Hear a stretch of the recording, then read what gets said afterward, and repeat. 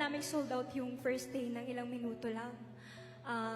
Tinanong niya, nag-message siya, kung girls, willing ba kayo na magkaroon tayo ng day 2 and day 3? Tapos kami, nag-isip kami, mag-usap muna kaming girls, ganun. Pag-meetingan namin. Kasi hindi siya madali and hindi siya biro. Yung day 2 and day 3 na almost 3 hours na show. Tapos, naisip namin girls na ang daming blooms na hindi nakabili ng tickets, di ba? Na gusto kaming mapanood pa. At ayaw din naman namin, alam mo yung masacrifice yung quality ng show dahil nga 3 days. Pero, hindi ko alam, parang lahat kami, nag-agree kami sa isang desisyon. And alam kong hindi namin pinagsisihan.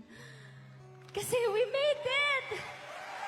Natapos natin yung 3 days na successful. Na wala akong nakikitang empty seats. Maraming salamat, Blooms. And of course, maraming salamat sa management namin na all out magbigay ng support nila para sa aming Bini. Thank you so much po.